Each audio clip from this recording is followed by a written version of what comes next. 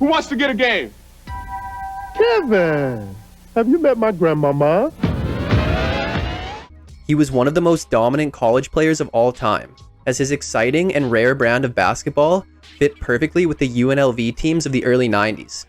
He was a clear first overall pick, yet he was a power forward who measured under 6'6" without shoes, which was mostly unheard of in a league dominated by the big man. But then, when you saw that a 250-pound Larry Johnson was stronger, faster, and could jump higher than most of the big men in the league, it made sense. He became the first star in Charlotte Hornets history, as he ran away with Rookie of the Year and was a 2-time All-Star and 1-time All-NBA by his 4th season. But a freak back injury would change the course of his entire career and force him to stray away from the playstyle that made him so special. And although he reinvented himself quite well, it just wasn't the Larry Johnson fans had fell in love with when he was drafted. His best years were spent in Charlotte, but injuries and feuds with fellow young star Alonzo Mourning prematurely ended what could have been something special. He became a key piece to the great Knicks teams of the late 90s, but could never get over the hump to win a title. And as the years went on, his back continued to deteriorate, forcing him into retirement at 31 years old after just 10 seasons. And although Larry Johnson will forever be immortalized by his highlight tapes, as the years go on, you hear less about the overall player that Larry Johnson was, both pre and post injury. So today we're going to take a deeper look at that player, as we jog your memory on the one and only Larry Johnson. Larry Johnson was a force even as a child, as he was 6'2" and almost 200 pounds in just the 7th grade. He attended Skyline High School in Dallas, where he would convince his coach to let him play varsity as a freshman, and would have 17 points on 8 of 8 shooting in the first half of his first game. Johnson developed his toughness and mean streak during pickup games in Dallas growing up, as he would say he'd have to expect at least a fight per week, but like to get his fight out of the way early in the week if he could. And Johnson's power was always present, as locals still talk about the time he ripped the rim off the backboard in a pickup game. He would end up being a 4-year starter for Skyline, as they were undefeated at home during those 4 years. And Johnson would end his high school career as the top-ranked prospect in the nation, as well as being named a McDonald's End Parade All-American and Mr. Basketball USA. Johnson was supposed to attend SMU, but he didn't achieve the required score on his SAT. He took the test again and got exactly the score he needed. But SMU questioned the legitimacy of this, mainly because the football team had just received the death penalty due to one of the biggest recruiting scandals in NCAA history. They would ask Johnson to take it again, but he would decline and instead try his luck at Odessa Junior College.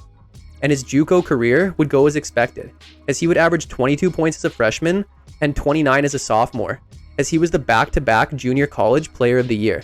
Johnson would finally make his D1 debut in the 1990 season, after joining the UNLV Runnin Rebels. And the Rebels were already a great team, coming off a 29-8 season and an Elite 8 appearance, featuring senior David Butler, juniors Greg Anthony and Stacey Augmon, and sophomore Anderson Hunt, all led by Hall of Fame coach Jerry Tarkanian. And now they would be adding one of, if not the best player in the nation. UNLV had an unmatched swagger about them and could beat you with intimidation alone, but also had the skills to back up all their talking. Johnson wouldn't disappoint, as he would be the leading scorer of the 8th best offense in the nation, as well as lead the nation in total rebounds and games played. UNLV had a disappointing 3-2 start to the season, but would be able to finish the regular season at 26-5. The Big West tournament would be a cakewalk, as they would win the championship with an average victory margin of 21 points. As the 3rd-ranked team in the nation, they would receive an automatic tournament bid as a 1 seed. And Johnson would have an exceptional tournament, as he would put up 13-12 in a first-round blowout of Little Rock, then 23-16 in a second-round win versus Ohio State. The Sweet 16 was the closest tournament win for UNLV, as Ball State surprisingly pushed them to the edge, with the Rebels winning by just 2 points, as Johnson put up 20-13, but shot under 45%, which was his lowest of the tournament. The Elite 8 would end in a blowout of Loyola Marymount, who were on a Cinderella tournament run after the tragic passing of their best player, Hank Gathers, just 3 weeks earlier, as Johnson would put up 20 and 18. The Final Four brought Georgia Tech and their Lethal Weapon 3 trio, and Johnson wouldn't have a great game, as he managed just 15 points and 5 rebounds, and would foul out after 26 minutes of action.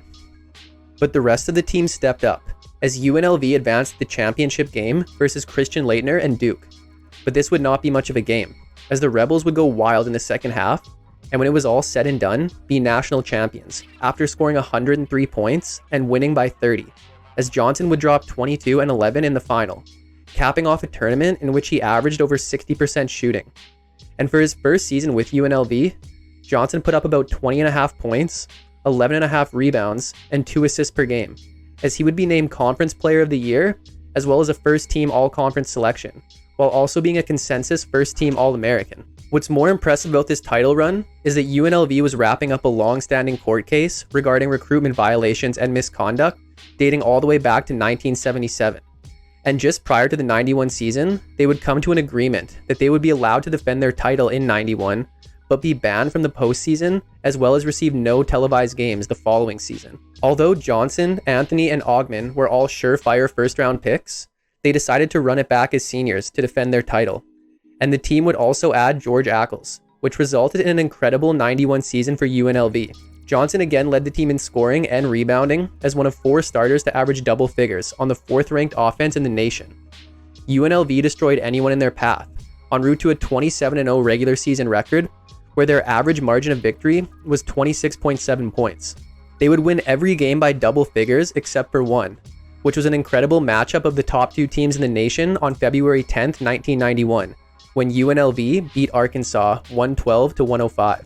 They would then win another conference championship with an average victory margin of over 24 points, and enter the NCAA tournament at 30-0 and the top-ranked team in the nation. Johnson would have another great tournament showing, as he kicked off a first-round blowout of Montana with 23 points and 9 boards. Round 2 would be a tough matchup, as UNLV went up against Georgetown, featuring their 2 star big men in Dikembe Mutombo and Johnson's future teammate, Alonzo Mourning, as UNLV would win by only 8 points behind Johnson's game-high 20-10. The Sweet 16 versus Utah was an easier 17-point win by UNLV, with Johnson going for 23-13, and he would follow that with his best game of the tournament in a 30-point performance against Utah. Then the Final Four brought a rematch with Duke, and Duke wasn't taking any chances this game, as they doubled Johnson from tip-off, and he would struggle to get shot opportunities, finishing with just 13 points on 10 total shot attempts, as it was a much closer game than the previous year. And with Duke up by 1 with about 50 seconds left, Johnson would head to the free throw line with the chance to put his team ahead, but would miss both free throws. He would be saved by a lane violation on Duke, and then convert the makeup free throw to tie the game. But then Laettner would be fouled on an offensive rebound, sending him to the line, where he would convert both to put Duke up by 2. Finally, Anderson Hunt would miss a buzzer beater 3, as Duke upset the Rebels to end their undefeated season and end their 45-game winning streak, dating back to the previous year. But Johnson's incredible senior season would end with him averaging about 22.5 points, 11 rebounds, 3 assists, and 2 steals per game, as he would repeat as Conference Player of the Year, earn another first-team All-Conference and consensus first-team All-American selection, and also receive the Naismith and Wooden Awards. With the first pick in the 1991 NBA Draft, the Charlotte Hornets select Larry Johnson from University of Nevada, Las Vegas. The Charlotte Hornets would sign Johnson to a 6-year, $20 million contract, but he would sign another lucrative contract before playing an NBA game, as he would agree to a $1 million deal with Converse for him to market the Converse Aero Jam through a series of commercials featuring Johnson dressed up as Grandmama. They were coming off a 26-56 season and were a team finding their identity, but had some good pieces like Muggsy Bogues and Del Curry, and had a second-year shooting guard in Kendall Gill, who would form a scoring duo with Johnson for the 92 season, as they combined for nearly 40 points per game. The Hornets were already the most popular team in the league, as they had the top-ranked attendance in the NBA for the 3rd time in their 4 years of existence, and Larry Johnson was exactly the type of player that could fill seats. Johnson would have an incredible rookie season, as he would finish as a top 25 scorer and top 15 rebounder in the league, with a career-high average of 11 rebounds per game, which would include a single-game career high of 23 to go along with 24 points in a March 10th win versus Minnesota. Johnson would dominate as a rookie, as he recorded 45 double-doubles in 82 games. But unfortunately, the Hornets didn't improve much, and their 31-51 record wasn't good enough for the playoffs. Johnson's leaping ability was also on display all year, and it would get him a spot in the 92 dunk contest, where he would finish as runner-up to Cedric Ceballos. And Johnson's incredible rookie season saw him lead all rookies in scoring and finished second in rebounds to Dikembe Mutombo, as he would win Rookie of the Year, as well as first team All-Rookie, with averages of about 19 points, 11 rebounds, and 3.5 assists per game. The Hornets would just miss out on a second straight first overall pick, but even though they didn't get the big prize in Shaquille O'Neal, getting Alonzo Mourning was a pretty good consolation, and the Hornets now boasted what looked to be one of the most formidable frontcourt duos for years to come, or so they thought. Reportedly from the very beginning, Johnson and Mourning would butt heads, mainly due to their competitive nature and both having alpha dog personalities and not wanting to concede leadership of the team to the other, with Johnson kicking off the beef by taunting Mourning with his Rookie of the Year jacket. But on the court, the two did what they were supposed to, as Mourning's addition helped propel the team to the second best offense in the league, as him and Johnson would both average at least 21 and 10, with Kendall Gill and Del Curry each chipping in at least 15 of their own. However, the Hornets would still have a bottom 5 defense, but would finish with their first winning record in franchise history at 44 and 38. Johnson would play and start in all 82 games, while leading the league in minutes per game at 40.5. He would up his assist numbers and put up a career-high 22.1 points on a career-high 52.6% shooting, which would earn him his first All-Star selection. And Johnson would record the first triple-double in franchise history with an 11-point, 12-rebound, and 10-assist performance versus Minnesota on March 18th. Then he would record the second triple-double in franchise history the next night with 21, 10, and 11 versus Indiana. The Hornets also made the first playoff appearance in franchise history and would draw the Reggie Lewis-led Celtics in their first year since Larry Bird's retirement. The Celtics would win Game 1 by double digits, with Johnson putting up postseason career highs of 13 rebounds and 6 assists to go along with 16 points, before Charlotte would even up the series with a 1-point win in Game 2. They would then win by 30 in Game 3, setting up a chance to win the series going into Game 4. Mourning and Johnson both played great this series, as Johnson averaged about 22 points and 9 rebounds on over 61% shooting. But the rookie Mourning would play slightly better, as he put up about 24 and 10 on nearly 53% shooting and 4 blocks per game. And with Game 4 coming down to the wire, it would be Mourning that would hit the game-winning shot with less than a second left to send the Hornets through to the second round. The Hornets would face the Knicks in the second round, and even though they lost in 5 games, it was a very close series, as they lost 3 games by 4 points or less. However, Mourning again outplayed Johnson, as he averaged about 24 and 10 with 3 blocks, while Johnson managed just 18 and 5, but would still be very efficient, shooting nearly 51%, which included his postseason career high of 31 in a Game 3 win. All in all, it was a successful season that the Hornets were looking forward to building on. A season that saw Johnson average about 22 points, 10.5 rebounds, and 4.5 assists per game. Johnson had been incredibly durable during his whole career, but during a charity basketball game in the summer, he would hurt his back going up for a dunk. And after another issue a week later, he would get it looked at and doctors would determine he had a herniated disc. However, even with the seriousness of back injuries, the Hornets didn't seem worried, as they made Johnson the highest paid player in the NBA when they signed him to a 12-year, $84 million contract on October 5th, which likely didn't help remedy any of the conflict between Johnson and Mourning. And Hornets owner George Shinn would add fuel to the fire when he said Johnson would always be the leader of the team. And the beef would prove to be very much alive, as Mourning resented the payday Johnson had received after he had showed he was arguably the better player. And Johnson would take jabs at Mourning as well, calling him dumb and selfish for not being able to pass out of double teams. The Hornets had also shipped away disgruntled swingman Kendall Gill in the offseason and replaced him with Hersey Hawkins, as they were hoping to improve on last season. Unfortunately, during a win versus Detroit to improve their record to 15 and 11, Johnson sprained his back and would miss the next 31 games. And during this time, Mourning would also miss 15 games with a calf injury. The Hornets went 9 and 22 during Johnson's absence, and even though they went 17 and 8 the rest of the way, their 41 and 41 record wasn't enough to make the playoffs. Johnson would average career lows across the board up to that point, but would still shoot over 51% from the field, as his shortened regular season saw him average about 16.5 points, 9 rebounds, and 3.5 assists per game. Instead of resting his back over the summer, Johnson would participate in the 1994 FIBA World Championships, alongside Mourning, helping Dream Team 2 to a gold medal. This spring would also see the release of a new basketball magazine entitled Slam, in which Larry Johnson would be the cover athlete on the inaugural issue in May of 1994.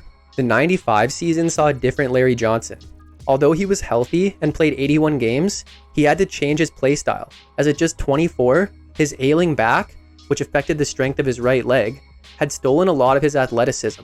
The biggest change in Johnson's game would be the development of his three-point shot, as in his first 3 seasons, he would shoot a combined 113 threes, making 28 of them, and never shooting over 26%. But in 1995, he would take 210, making 81 of them on over 38% shooting. The Hornets relied more on defense this year, as after being a bottom 5 defense for Johnson's first 3 years, they would be the league's 6th best in 1995. Mourning and Johnson were able to put their differences aside on the court, as they would be the top 2 scorers and rebounders on the team, leading the Hornets to their first 50-win season in franchise history and another playoff berth, while both being named All-Stars. The Hornets would face the Chicago Bulls, led by a newly unretired Michael Jordan in the first round. However, he would play like he never left, averaging over 32 points on nearly 50% shooting in a 4-game series win for Chicago.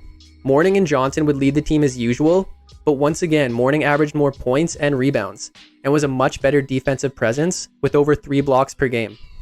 And Johnson's year ended with a bad taste in his mouth, as he airballed a potential game winner in Game 4, which would have staved off elimination for Charlotte. But Johnson's 4th year ended with him averaging about 19 points, 7 rebounds, and 4.5 assists per game. Mourning wanted a big payday just like Johnson, but the Hornets weren't in a rush to figure out a deal, as Mourning was a restricted free agent, and they knew they'd have the opportunity to match any offer. But then a very brief lockout during the offseason, among other things, resulted in restricted free agency being removed. So now Mourning had all the leverage when he would be a free agent after the upcoming season. Mourning had already made it clear that he was looking for a contract worth upwards of $100 million.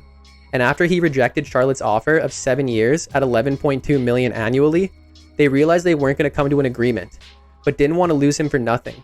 So on the first day of the regular season, Charlotte traded Mourning and other players to the Miami Heat for a package headlined by Glen Rice.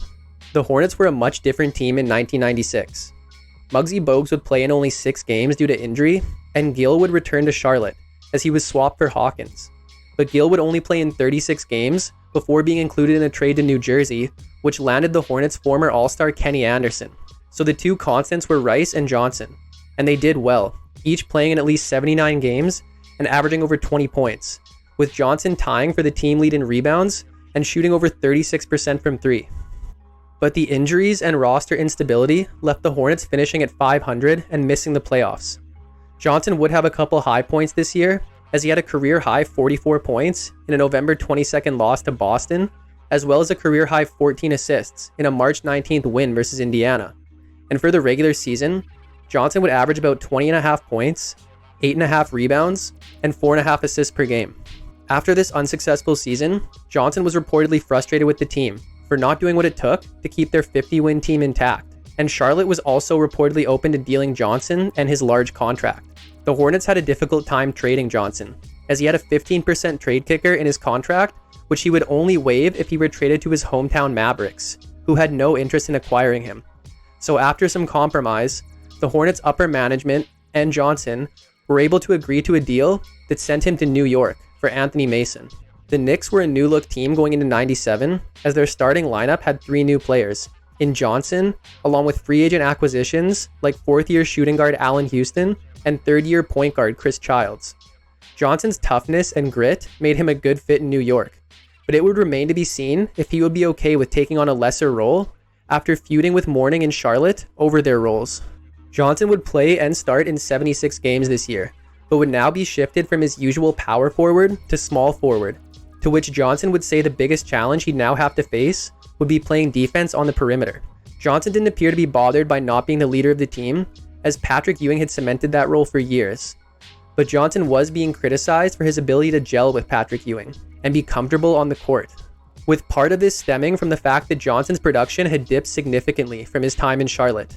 But this was understandable, with Ewing leading the offense and Allan Houston and John Starks providing good scoring on the wings. Johnson was still 4th on the team in scoring and would shoot over 51% for the first time in 3 years, as this would be his final season of over 50% shooting. The Knicks would still be a top team in the league as they finished the year at 57-25 and would coincidentally face the Hornets in the first round of the playoffs. The Knicks would sweep the Hornets, and Johnson didn't disappoint, as he put up almost 18 points per game on over 65% shooting, and would score a team-high 22 in the series-clinching Game 3. Round 2 brought Alonzo Mourning and the Miami Heat, which would kick off a heated late 90s rivalry between the two teams. The series would start great for the Knicks, as they went up 3-1, but then with Miami cruising to a Game 5 win, PJ Brown would flip Charlie Ward after a Tim Hardaway free throw, which led to a bit of a brawl, with Johnson, Ewing, Starks, and Houston all leaving the bench, resulting in automatic suspensions. However, due to league rules requiring at least 9 players to be dressed for a game, the league split up the suspensions. So Houston and Ewing missed Game 6, which the Heat won. Then Johnson and Starks missed Game 7, which the Heat also won, ending the Knicks season. Johnson also didn't have the same impact as he did in round 1, as he put up less than 12 points per game, but still shot well at nearly 49%. This would be a frustrating end to the season, but Johnson appeared to have earned the respect of Knicks fans. And for his first season in New York, Johnson averaged about 13 points, 5 rebounds, and 2.5 assists per game. 1998 would be a tough season for New York, as Ewing severely injured his wrist and would miss the final 56 games of the year, as Allan Houston would become the team's top option in his absence. But Johnson also needed to make up for some of the lost production and would average 16.7 points and 6.3 rebounds after Ewing went down. But the Knicks would show their fortitude and finish 43-39, which was enough for the 7th seed and a rematch with the Miami Heat. The Knicks were still without Ewing, but Johnson again stepped up, as he scored at least 21 points on no less than 50% shooting in the first 3 games. The Heat were up 2-1 going into Game 4, and Johnson would have 18 points. But then with just over a second remaining in the game, and the Knicks up by 5, Johnson and Mourning would start fighting, leading to both players being suspended for Game 5. And even though Johnson was a big loss for New York, Mourning was a much bigger loss for Miami. And without Mourning, the Heat would get blown out in Game 5, as the Knicks moved on to Round 2, with Johnson averaging nearly 21 points for the series. Round 2 brought the Indiana Pacers, and Johnson's suspension would extend into Game 1, which the Pacers would win. Johnson was back for Game 2, and so was Ewing. But the Pacers would win this game, then drop Game 3, but win the next 2 to eliminate New York. And although Ewing had returned, he was far from 100%, as he shot below 36% for the series. Johnson wouldn't have quite the same output as the first round, but still put up a respectable 15 points and 6 rebounds on 50% shooting, but would go just 2 of 9 from 3. And Johnson's regular season ended with averages of about 15.5 points, 5.5 rebounds, and 2 assists per game. The Knicks made some more huge changes during the prolonged offseason before the lockout-shortened 99 year. They would first acquire Marcus Camby from the Raptors for Charles Oakley on draft day. Then in January, New York agreed to a trade with Golden State that saw them send John Starks and others to the Warriors for troubled star Latrell Sprewell. Johnson would finish 4th on the team in scoring, as he was one of 4 players to average double figures, and would also shoot 36% from 3. It took time for the Knicks to gel, as they would finish the season at just 27-23. But this would be good enough to get them their final playoff spot in the East, and yet another date with the top-seeded Miami Heat. Johnson wouldn't have a great first round shooting-wise, as he shot just 41%, but he would still contribute about 12 points and 6 rebounds. The Knicks would stun the Heat with a 20-point win in Game 1 before losing Game 2. They would then beat Miami by 24 in Game 3 before losing Game 4. Then, in the first game of the series not decided by double digits, the Knicks would pull off the improbable upset, as Allan Houston would hit a shot to put the Knicks up by 1 with less than a second left, as they would eventually win the game and the series. Then the Knicks would sweep the Atlanta Hawks in round 2, even with a hobbled Patrick Ewing, who was struggling with an Achilles injury. Johnson wouldn't contribute much on the offensive end in this series, as he would average just 8 points on less than 44% shooting, but he would still be effective as a rebounder and defender. Now, the Knicks got a rematch with the Pacers for a trip to the NBA Finals, and the teams would split the first 4 games, with Johnson dropping a game-high 22 on 75% shooting in a Game 2 loss, which he would foul out of, and then a game-high 26 on over 55% shooting to go along with 8 rebounds in a Game 3 win, which included Johnson's famous late-game 4-point play, which put the Knicks ahead for good as they won by a single point. Johnson would struggle a bit in a Game 5 win, but then end the series strong with 17 on 75% shooting in the series-clinching Game 6, as he would average over 16 points on over 53% from the field and 39% from 3 for the series. So the 8th-seeded Knicks had made a miracle run to the NBA Finals, but they were without Patrick Ewing, as he had been lost for the rest of the postseason after Game 2 of the conference finals, with a partially torn Achilles. Unfortunately, the Knicks' luck would run out, as they lost to the Tim Duncan and David Robinson-led San Antonio Spurs in 5 games, while Johnson had one of the worst postseason series of his career, as he scored more than 7 points just once in the 5 games and would shoot less than 29% from the field and about 11% from 3. And Johnson's regular season would see him average about 12 points, 6 rebounds, and 2.5 assists per game. The Knicks brought back basically the same team for 2000, but Johnson's chronic back problems were really starting to hinder him, as his scoring dropped for the 3rd season in a row, barely managing double figures, and shooting a then career low 43.3%. Ewing would miss 20 games, but now the Knicks had their wing duo of Houston and Sprewell leading the team in scoring, who would help them to an improved 50-32 record and a playoff berth. The Knicks would face a Toronto Raptors team making their first playoff appearance in franchise history, and although the games were close, the Knicks' experience made the difference, as they swept Toronto, while Johnson contributed a respectable 13.3 points and 5.3 rebounds on about 47% shooting, which included him banking in a 3-pointer late in Game 3 to ice the game and the series for New York, as the Knicks would move on to round 2 and yet another battle with Miami. Another back-and-forth series would see the teams trade wins in the first 6 games, setting up a Game 7 for a trip to the conference finals. Johnson's contributions would drop, as he averaged less than 9 points and shot just over 43% from the field and 20% from 3. But the Knicks would escape the Heat with a 1-point win in Game 7 in Miami. The Eastern Conference Finals brought the Pacers again. The series would go 6 games, but Ewing would miss Games 3 and 4. However, these would both be Knicks wins. Unfortunately, the Pacers would come out victorious and earn a trip to the finals. Johnson had an up-and-down series, as he scored just 3 points in Game 1, but then would have a couple vintage performances when he scored a game-high 25 in a 4-point Game 2 loss, then another game-high 25 in a Game 4 win, but would then score 11 points on 5 of 18 shooting across Games 5 and 6. So New York's season came to an end again, and it seemed like their championship window with Ewing at the helm had shut. But for the regular season, Johnson averaged about 10.5 points, 5.5 rebounds, and 2.5 assists per game. The biggest change imaginable had occurred prior to the 0-1 season, as Ewing had been traded to the Sonics, marking the end of an era in New York. But this trade would bring an old teammate of Johnson's in Glen Rice. So now the Knicks were led by Houston and Sprewell, but this wasn't enough to make them a contender. Johnson remained a starter, but would be limited to 65 games and average below double figures in scoring for the first time in his career, on a career low 41.1% from the field, as his back issues were becoming too much. The Knicks started the year 25-13, but then after a trade that sent Childs to the Raptors for Mark Jackson, they would go 23-21 to finish the year at 48-34.